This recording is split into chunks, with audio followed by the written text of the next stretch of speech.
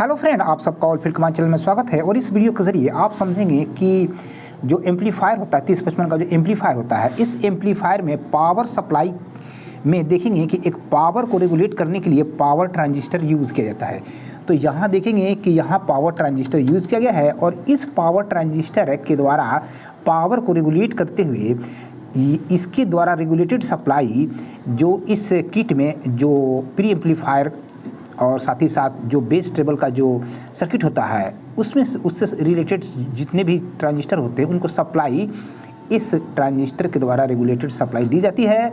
यानी कि second positive line की सप्लाई को रेगुलेट करने का यह ट्रांजिस्टर काम करता है और साथ ही साथ इसके द्वारा रेगुलेटेड सप्लाई को लेकर के 7805 जो रेगुलेटर आईसी होता है उस आईसी को भी दिया जाता है। तो यहाँ देखेंगे कि यहाँ पर 7805 रेगुलेटर आईसी लगा होता है, इसको भी सप्लाई जो है रेगुलेटेड सप्लाई इस जो रेगुलेटर जो ट्रांजिस्टर है इसके द्वारा दिया जाता है। और इसके बाद ये 7805 जो आईसी है यह जो है वोल्टेज को रेगुलेट करके और जो यूएसबी मॉड्यूल होता है उस मॉड्यूल को सप्लाई देने का काम करता है, 5 वोल्ट की सप्लाई देने का काम करता है। तो यहाँ लगा हुआ जो ट्रांजिस्टर है ये किस प्रकार से वोल्टेज को रेगुलेट करता है इसके बारे में आज हम लोग इस सर्किट डायग्राम के ज़रिए बहुत ही इजी वे में समझ पाएंगे। आज जब सर्किट डायग्राम के ज़रिए समझ पाएंगे तो बहुत ही इजी वे में प्रैक्टिकली जब वीडियो आप देखेंगे आने वाले समय में जो प्रैक्टिकल वीडियो आएगा तो उसमें आप जो है बहुत ही इजी वे में समझ पाएंगे कि किस प्रकार से यहाँ पावर सप्लाई में लगा हुआ जो रेगुलेटर ट्रांजिस्टर होता है वो किस प्रकार से काम करता है।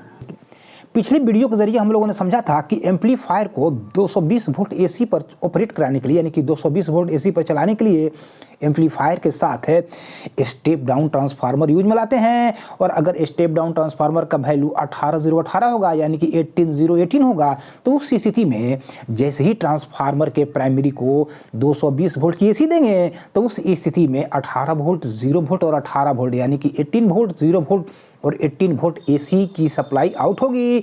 तो यहाँ देखेंगे हम लोग कि 220 वोल्ट की एसी सप्लाई एसी कोड के द्वारा डायरेक्ट एक सप्लाई दे रहे हैं और दूसरी सप्लाई ऑन ऑफ स्विच के द्वारा जैसे ही ट्रांसफार्मर के प्राइमरी को 220 वोल्ट देते हैं तो उस स्थिति में 18 वोल्ट 0 वोल्ट और 18 वोल्ट एसी सप्लाई आउट होगी।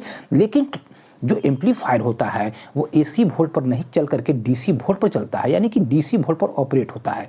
तो यहाँ हमको तो 18 वोल्ट की एसी सप्लाई प्राप्त हो रही है, 18 वोल्ट 0 वोल्ट और 18 वोल्ट।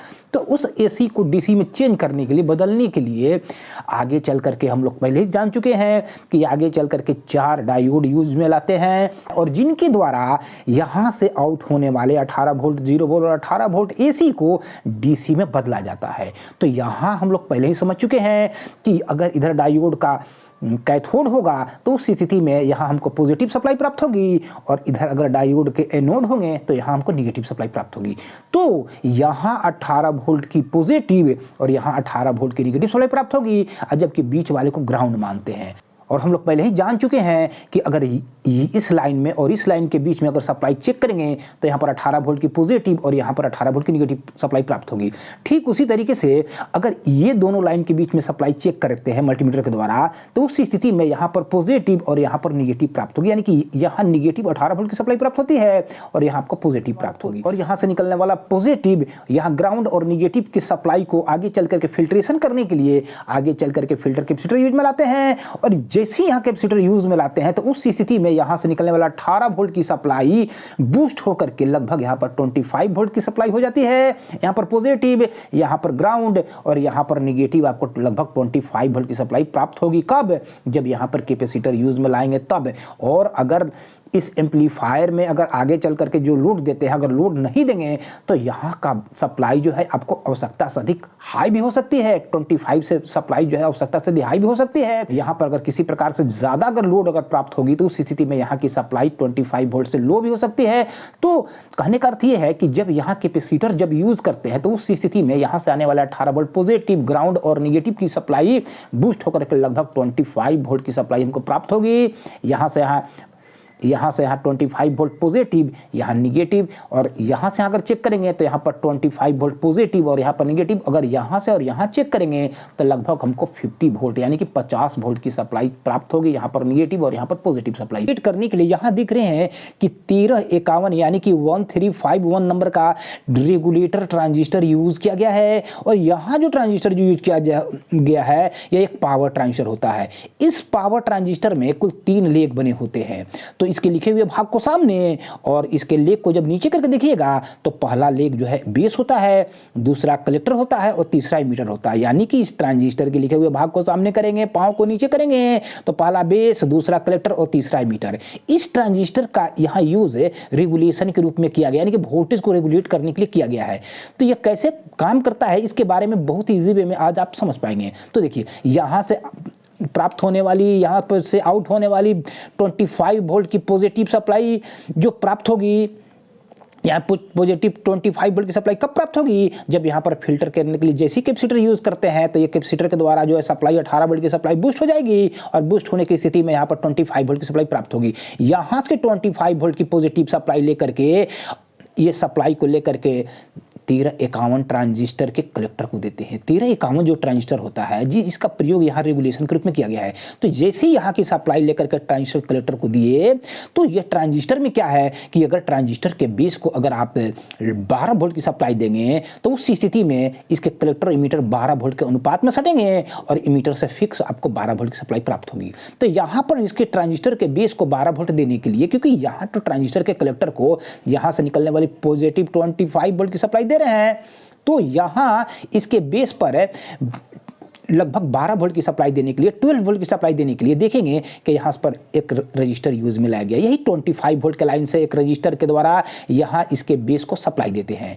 तो यहां पर इसके बेस को सप्लाई देने के लिए 1 किलो ओम का रजिस्टर यूज किया गया है और यहाँ जैसे 1 किलो ओम के रजिस्टर के द्वारा यहाँ पर सप्लाई देते हैं तो यह सप्लाई यहाँ पर फिक्स 12 वोल्ट ही रहे। इसके लिए इसी बेस के साथ देखिएगा कि एक 12 वोल्ट का जीनर यूज में लाते हैं, 12 वोल्ट का जीनर यूज में लाते हैं और साथ ही साथ यहाँ सप्लाई को फिक्स बनाए रखने के लिए यहाँ पर एक फिल्टर कैपेसिटर भी यूज में लाते हैं जिसका वैल्यू होता है 47 MFD, 25 वोल्ट का कैपेसिटर यूज में लाते हैं।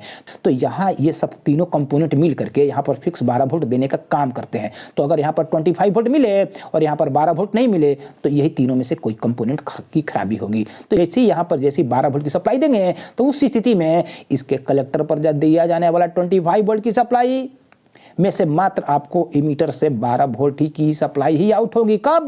जब इसके बेस को 12 देंगे तो इसके दोनों लेग 12 वोल्ट के अनुपात में सटेंगे और उस स्थिति में यहाँ पर दिया जाने वाला 25 वोल्ट की सप्लाई में से मात्र आपको 12 वोल्ट की सप्लाई प्राप्त होगी, 12 वोल्ट की सप्लाई प्राप्त होगी। और यहाँ के 12 वोल्ट की सप्लाई को लेकर के आगे चल करके एक 1.5 किलो ओम का रजिस्टर लगाते हैं और रजिस्टर के बाद एक फिल्टर करने के लिए कैपेसिटर लगाते हैं और यहाँ प्राप्त होगी आपको 9 वोल्ट की सप्लाई। और इसी सप्लाई को लेकर के हम लोग जो बेस ट्रेबल सेक्शन होता है और साथ ही साथ जो प्री एम्पलीफायर सेक्शन होता है उसको जो है 9 वोल्ट की सप्लाई देते हैं। साथ ही साथ जो यूएसबी मॉड्यूल होता है, जो एम्पलीफायर आजकल जितने भी एम्पलीफायर आ रहे हैं उसके अंदर यूएसबी मॉड्यूल लगा होता है, तो यूएसबी मॉड्यूल को 5 वोल्ट की सप्लाई देना होता है। तो 5 वोल्ट की सप्लाई कैसे प्राप्त होगी? तो यहाँ से आउट होने वाली इस ट्रांजिस्टर के 1351 ट्रांजिस्टर के एमीटर से आउट होने वाली 12 वोल्ट की सप्लाई को लेकर के आगे चल करके रेगुलेटर आईसी यूज में लाते हैं जिसका नंबर होता है 7805 यानी कि 7805 नंबर का रेगुलेटर आईसी यूज में लाते हैं। और यह आईसी का काम क्या है कि अगर इसके लास्ट डिजिट में अगर 5 हो तो उस स्थिति में इसके एक नंबर पर चाहे वो जो है 12 वोल्ट दे या 18 वोल्ट दे, तो अगर यहाँ पर आप जो है जो भी वोल्ट देते हैं यहाँ पर और अगर इसके लास्ट में अगर 5 लिखा हो तो यहाँ पर आपको 5 वोल्ट की सप्लाई प्राप्त होगी।